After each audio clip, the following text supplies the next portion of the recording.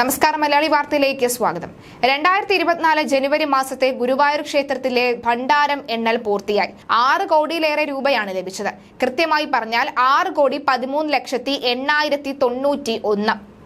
ജനുവരി മാസത്തിൽ ഗുരുവായൂർ ഭണ്ഡാരത്തിൽ ലഭിച്ചത് 2 kilo 415 gram 600 milligram സ്വർണം ലഭിച്ചു. 13 കിലോ 340 ഗ്രാം വെള്ളിയും ലഭിച്ചതായി ഭാരവാഹികൾ അറിയിച്ചു. Union Bank of India Guruvayur ശാഖയ്ക്കായിരുന്നു എണ്ണൽ ചുമതല. ക്ഷേത്ര കിഴക്കേ നടയിലെ SBIയുടെ ഈ ഭണ്ഡാരം വഴി 2,07,007 രൂപ ലഭിച്ചു. സ്ഥിരം ഭണ്ഡാര വരവിന് പുറമെയുള്ള കണക്കാണിതെന്ന് ഭാരവാഹികൾ വ്യക്തമാക്കി. സുരേഷ് ഗോപിയുടെ മകളുടെ വിവാഹത്തിനായി പ്രധാനമന്ത്രി നരേന്ദ്രമോദി അടക്കമുള്ളവർ ഗുരുവായൂരിലേക്ക് എത്തിയിരുന്നു. മലയാളത്തിലെ സൂപ്പർ താരങ്ങളായ മമ്മൂട്ടി, മോഹൻലാലും ഉൾപ്പെടെയുള്ളവരും എത്തിയിരുന്നു. അതിനിടെ കാണിക്ക എണ്ണിക്കഴിയും മുൻപ് ദേവസ്വം ബോർഡ് പുറത്തുവിട്ട കണക്കിൽ ശബരിമലയിൽ റെക്കോർഡ് വരുമാനവുമുണ്ട്. കഴിഞ്ഞ വർഷത്തേക്കാൾ 10 കോടിയോളം ആണ് വർധനവ്. ഭക്തരുടെ എണ്ണത്തിലും വർധനവ് ഉണ്ടായിട്ടുണ്ട്.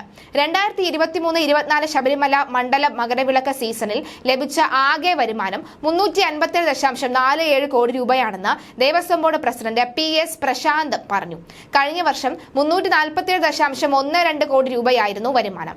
ഈ വർഷം 10.35 കോടിയുടെ വർധനവാണ് വരുമാനത്തിലുണ്ടായത്. കാണിക്ക ഇനിയും എണ്ണിക്കഴിഞ്ഞിട്ടില്ല എന്നും ഈ ഇനത്തിൽ ലഭിക്കുന്ന വരുമാനം 10 കോടിയെങ്കിലും ഉണ്ടാകുമെന്നും പ്രതീക്ഷിക്കുന്നതായും ദേവസ്വം ബോർഡ് പ്രസിഡന്റ് അറിയിച്ചു. നിലയ്ക്കൽ, പമ്പ, എരുമേലി എന്നിവിടങ്ങളിലെ വരുമാനം കൂടി കണക്കാക്കുമ്പോൾ ആകെ വരുമാനത്തിൽ വർധനവ് ഉണ്ടാകുമെന്നും ദേവസ്വം ബോർഡ് പ്രസിഡന്റ് വ്യക്തമാക്കി. ശബരിമല ദർശനം നടത്തിയ ഭക്തരുടെ എണ്ണത്തിലും ഇത്തവണ വർധനവുണ്ടായി. 2023 നവംബർ 16 ആരംഭിച്ച ശബരിമല തീർത്ഥാടന കാലയളവിൽ ലക്ഷക്കണക്കിന് അയ്യപ്പ ഭക്തരാണ് അയ്യപ്പ സ്വാമിയുടെ ദർശന പുണ്യം തേടി എത്തിയത്. അതേസമയം സന്നിധാനത്ത് ഭക്തിയുടെ തിരമാല തീർത്ത തീർത്ഥാടക ലക്ഷങ്ങളുടെ ദർശനത്തിന് സമാപനം കുറിച്ച് മാളികപ്പുറത്ത് ഗുരുസി നടന്നു. ഇന്നലെ രാത്രി അത്താഴ പൂജയോടെ ഭക്തരുടെ ദർശനം പൂർത്തിയായി.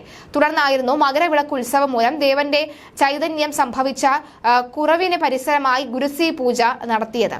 വൈകിട്ട് നട തുറന്ന ശേഷം ഗുരുതിക്കുള്ള ഒരുക്കങ്ങൾ മണിമണ്ഡപത്തിന് മുൻപിൽ നടന്നു.